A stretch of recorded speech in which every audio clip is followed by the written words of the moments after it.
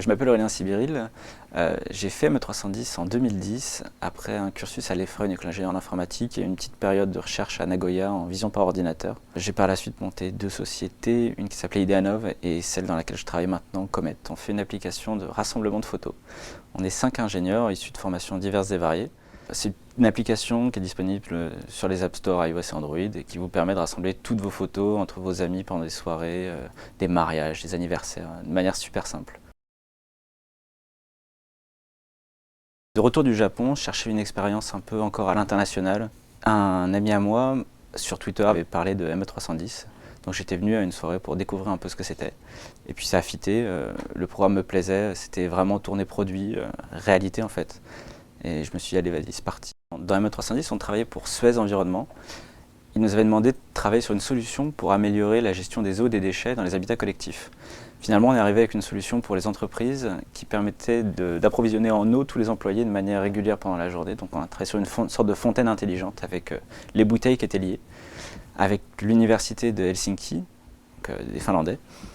Et on a livré à la fin un gros prototype, une grosse fontaine connectée à Internet qu'on a présenté à Stanford et qu'on a failli implémenter chez Suez par la suite. C'est travailler avec les utilisateurs, les mettre au centre d'un produit et pas développer son produit dans un coin et arriver avec un an après et se rendre compte que ça ne fit pas du tout. Là, en fait, c'était de travailler vraiment avec les gens, voir leurs besoins en continu, tester des itérations très courtes du produit pour voir ce que ça donnait.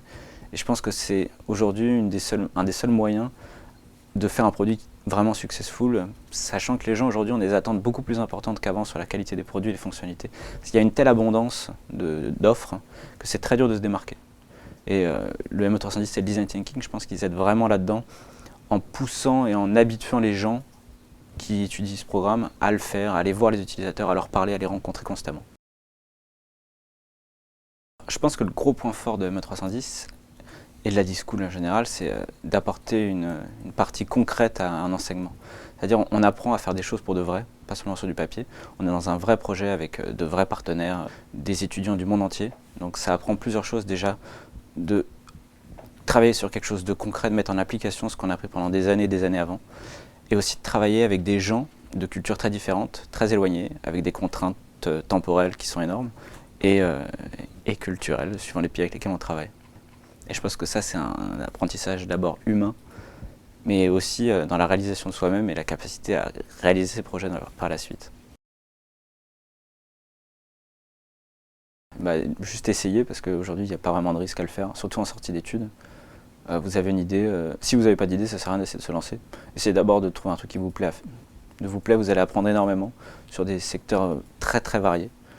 Donc ouais, essayez simplement, c'est très simple de trouver des gens aujourd'hui qui veulent lancer des entreprises. C'est de plus en plus simple de trouver des fonds, même si au début on n'a pas besoin de grand chose finalement. Un ordinateur, sa tête, une chaise et c'est parti. Alors aujourd'hui, je suis encore en contact avec pas mal de gens, des anciens alumni de ME310, des Japonais, des Finlandais que je rencontre lors de voyages à droite à gauche. Et ça c'est super intéressant. Je ne dirais pas qu'il y a une énorme communauté qui se fait, mais il y a des affinités qui se forment en tout cas, parce que c'est des projets qui sont super intensifs et vraiment, je pense qu'on s'attache un peu aux gens dans ces cas-là.